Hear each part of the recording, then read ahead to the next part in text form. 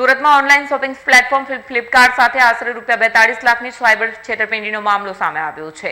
Cyber crime પોલીસની પ્રાથમિક તપાસમાં સેલર પ્રોટેક્શન ફંડનો કથિત દુરુપયોગ કરી ગેરરીતિ આચરવામાં આવી હોવાનું બહાર આવ્યું છે. તપાસ દરમિયાન ચોંકાવનારી વિગતો સામે આવી છે. આરોપીએ માત્ર 9 દિવસમાં 5121 બોગસ ઓર્ડર કર્યા હોવાનું જાણવા મળ્યું છે. ખાસ વાત એ છે કે આ તમામ ઓર્ડર એક જ ડિવાઇસ અને એક જ IP એડ્રેસ પરથી કરવામાં આવ્યા હોવાનું પોલીસ તપાસમાં સામે આવ્યું છે. પોલીસના જણાવ્યા મુજબ આરોપીઓ COD એટલે કે કેશ ઓન ડિલિવરી આધારિત ઓર્ડરની પ્રક્રિયાનો કથિત રીતે દુરુપયોગ કરતા પેમેન્ટ પ્રાપ્ત થયા બાદ ઓર્ડર કેન્સલ કરીને સેલર પ્રોટેક્શન ફંડમાંથી રકમ મેળવવાની ગેરરીતિ કરવામાં આવતી હોવાની આશંકા છે.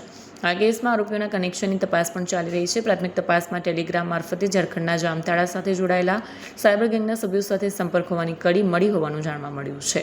સાયબર ક્રાઇમ પોલીસે સમગ્ર નેટવર્કની તપાસ તેજ કરી છે. એક જ ડિવાઇસ અને IP પરથી થયેલા હજારો ઓર્ડર પાછળ કોણ કોણ સંડોવાયેલું છે, રકમની હેરફેર કેવી રીતે કરવામાં આવી અને લોકોએ કે કંપનીઓ પણ આ ગોટાળાનો ભોગ બન્યા છે કે કેમ તે અંગે તપાસ હાથ ધરવામાં આવી છે.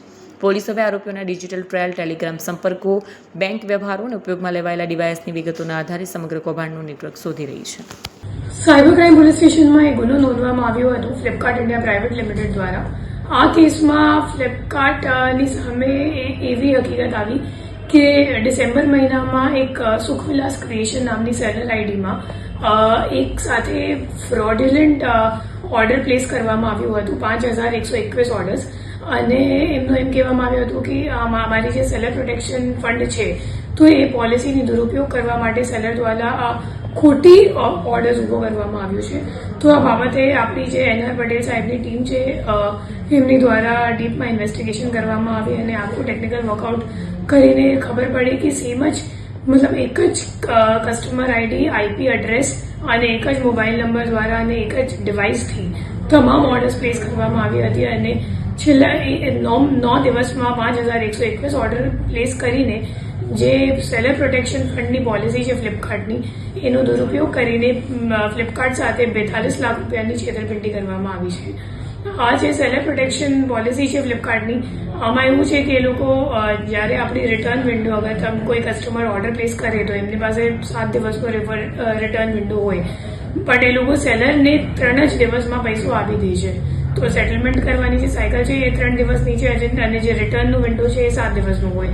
તો એમાં જે આપણો મુખ્ય આરોપી છે આશફ, તો એમને આ જે પોલિસી છે એમને દુરુપયોગ કરીને તમામ ઓર્ડર્સ 5121 ઓર્ડર્સ કેશ ઓન ડિલિવરીનો ઊભો કરીને 3 દિવસમાં પેમેન્ટ લઈ લીધું અને 4થા દિવસમાં તમામ ઓર્ડર્સને કેન્સલ પણ કરી દીધું. અને કેન્સલ કરવાથી જે ફ્લિપકાર્ટ છે એમને પોતાનું પૈસા નથી મળ્યું પણ એમને ફ્લિપકાર્ટથી 42 લાખ રૂપિયા જે ઓર્ડરનું હતું એ તમામ મળી ગયું. આ સમગ્ર ઘટના જ્યારે સામે આવી તો ફ્લિપકાર્ટ દ્વારા એપ્રિલ મહિનામાં આ જે સેલર છે એમને બ્લેકલિસ્ટ કરવામાં આવ્યું હતું અને અહીંયા ફરિયાદ નોંધાવવામાં આવી હતી. તો આ તપાસમાં આવું સામે આવ્યું છે કે જે આશફ છે એમની સાથે આ 4 અન્ય આરોપી આમાં સંડોવાયેલ છે. આશફનો જે ભાગીદાર છે રક્ષિત, તો એ એકચ્યુઅલી જે બેંક એકાઉન્ટ જે ખાતામાં ટ્રાન્ઝેક્શન થયું છે 2,46 લાખનું 10 મહિનામાં, તો એ બેંક એકાઉન્ટ રક્ષિતના નામ પર છે અને મોબાઈલ નંબર પણ એમનો જ રજિસ્ટર્ડ છે અને બંને છેલ્લા 2 વર્ષથી ઈ-કોમર્સનું કામ કરે છે અને ભાગીદાર છે. ત્રીજો જે માણસ છે એમનું નામ છે ભૌતિક ઠુંબર અને જે ખોટો ઓર્ડર ઊભો કરવા માટે આશવે જેનું હેલ્પ લીધું, મદદ લીધી